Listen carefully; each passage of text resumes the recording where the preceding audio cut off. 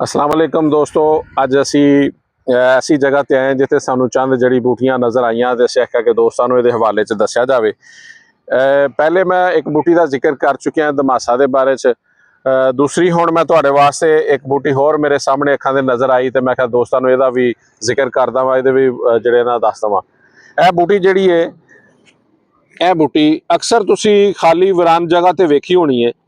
इस बूटी नूं आम पंजाबी जबान च काली बूही आंदे ने, लेकिन इहदे फवायद जिहड़े है ना काफ़ी अरसा तो आजमा रहे हैं। साडे बजुर्ग काफ़ी अरसे तो इहनूं आजमा रहे ने। यह बूटी ये दो तीन किस्म दी, एक बिल्कुल छोटे फुल्लां हुंदी है पत्तियां वाली, एक जिहड़ी है वो आ चौड़े पत्तियां वाली।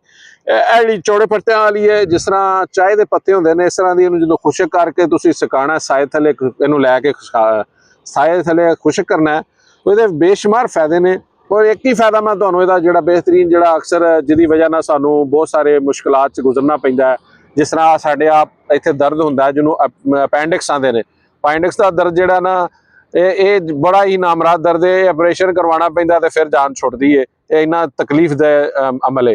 ते तुसीं इहनूं अगर जिस दोस्तां नूं भी अपैंडिक्स दा मसला है, अपैंडिक्स वास्ते ਇਹਦੇ पत्ते लैके इनू खुश्क कर लेना साए ते तकरीबन 5-10 ग्राम पत्ते ਜਿਹੜੇ ਨਾ 2 कप पानी ਦੇ ਵਿੱਚ ਰੋਜ਼ਾਨਾ ਉਬਾਲ ਲੈਣੇ ਕਰਨੇ ਨੇ। ਉਬਾਲ ਕੇ ਇਹਦਾ ਕਾਵਾ ਬਣਾ ਕੇ ਵਿੱਚ ਥੋੜਾ ਜਿਹਾ ਤੁਸੀਂ ਨਿੰਬੂ ਨਿਚੋੜ ਲਓ, ਵਿੱਚ ਸ਼ਹਿਦ ਪਾ ਕੇ ਨਾ ਇਹਦਾ ਕਾਵਾ ਤੁਸੀਂ ਸਵੇਰ ਸ਼ਾਮ 2 ਟਾਈਮ ਇਸਤੇਮਾਲ ਕਰਨਾ ਹੈ। ਜਿਨ੍ਹਾਂ ਦੋਸਤਾਂ ਨੂੰ ਅਪੈਂਡਿਕਸ ਦਾ ਮਸਲਾ ਹੈ, ਇਹਨੂੰ ਅਪੈਂਡਿਕਸ ਵਾਸਤੇ, ਅਪੈਂਡਿਕਸ ਦੇ ਦਰਦ ਵਾਸਤੇ ਇਹ ਬਿਹਤਰੀਨ ਹੈ, ਤਾਂ ਕਿ ਤੁਹਾਡੀ ਜਿਹੜੀ ਅਪੈਂਡਿਕਸ ਵਾਲੀ ਆਂਤ ਤੇ ਉਹਦੇ 'ਚ ਜਮਾਸ਼ੁਦਾ ਗੰਦਾ ਮਵਾਦ ਜਿਹੜਾ ਜਮਾ ਹੋਣ ਤੋਂ ਬਾਅਦ ਦਰਦ ਸ਼ੁਰੂ ਹੋ ਜਾਂਦੀ, ਉਹਦਾ मामला हल हो जाए, ऑपरेशन तुसीं बच सको।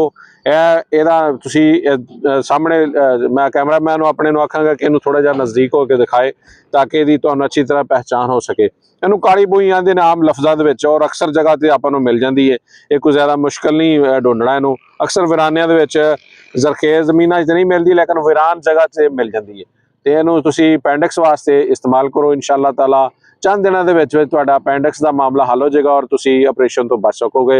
अपने दोस्त हकीम अनवारुल हक वसीम नूं इजाजत दो। अल्लाह हाफिज़।